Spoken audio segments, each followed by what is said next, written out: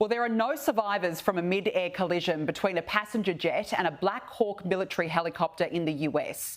And it's now been revealed air traffic control tower at Ronald Reagan National Airport in Washington was understaffed on that day. Donald Trump has since announced an investigation into the collision and has blamed diversity hires for undermining air traffic control standards. Have a listen. FAA's website states they include hearing, vision, missing extremities, partial paralysis, complete paralysis, epilepsy, severe intellectual disability, psychiatric disability, and dwarfism all qualify for the position of a controller of airplanes. Joining me now is Sky News contributor Beau Davidson. Beau, good to see you. Thanks for joining me. Has Donald Trump jumped the gun on this? Well, Danica, at first I thought he had. I thought, why bring up DEI? But then I remembered that there were many air traffic controllers that applied and were denied simply due to the color of their skin. A little more than 10 years ago in the Obama administration, they denied about 1,000 air traffic controllers who were applying to be ATC controllers. And because you know why? They weren't diverse enough. Think about that. Let that sink in, because they weren't diverse enough. There's a great article in the Washington Times by Adam Laxalt where he litigated a class action lawsuit based on about 900 of these. And Reagan Airport, Danica, is a notoriously understaffed airport. So when you have only about 14,000 air traffic controllers nationwide, and you deny 1,000 of those air traffic controllers simply because they aren't diverse enough, that's a significant impact. So, it's not necessarily that it was a diverse hire or a diverse employee who was the cause of this, but the DEI initiatives that were put in place that caused 1,000 air traffic controllers to be denied, that is responsible for this, because that caused Reagan Airport to be notoriously understaffed and had one person doing the work of two. I think it was avoidable, I think it was preventable, and I think it was inexcusable. Yeah, it's interesting because I guess looking from afar, you think, how could this have possibly happened, particularly on approach to Reagan National Airport? Is this sort of decline in standards, is this what Donald Trump is indeed seeking to fix?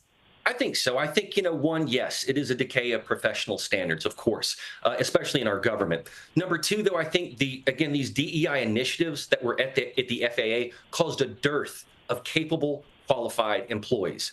Number three, I have concerns about the communication between the air traffic controller and the helicopter pilot and the other pilots. Something was missing there. And this is actually reminiscent of something that happened back in 2000 as well. If there's not proper communication because there's one employee doing it and not two, that's a problem.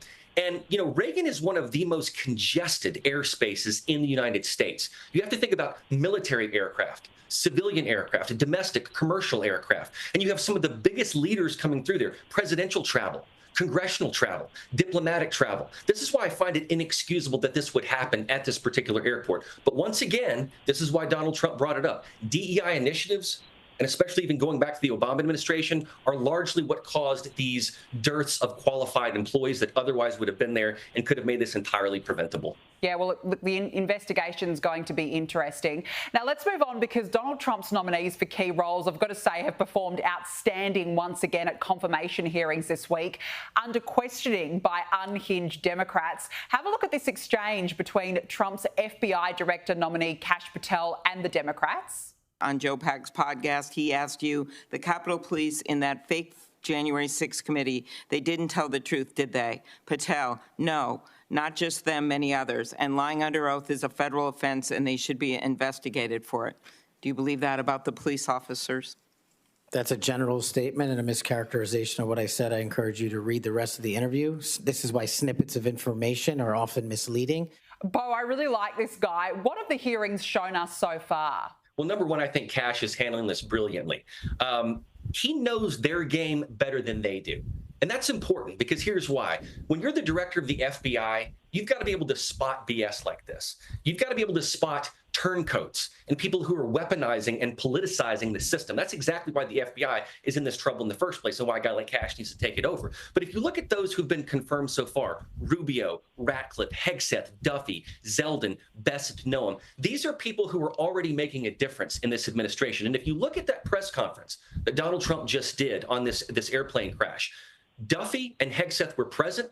They were already talking about what can we do to make our departments better. They were on top of their game. They're making immediate impacts. And that's quite a transition, Danica, from Lloyd Austin and Pete Buttigieg, their predecessors, who probably would have been looking at the situation like, well, I wonder if the FAA had a great Pride Month celebration. So it's quite a difference in impact in terms of who's been confirmed and what they're doing right now. I like Kash Patel. I like all the people that are going through their hearings currently, as difficult as they may be.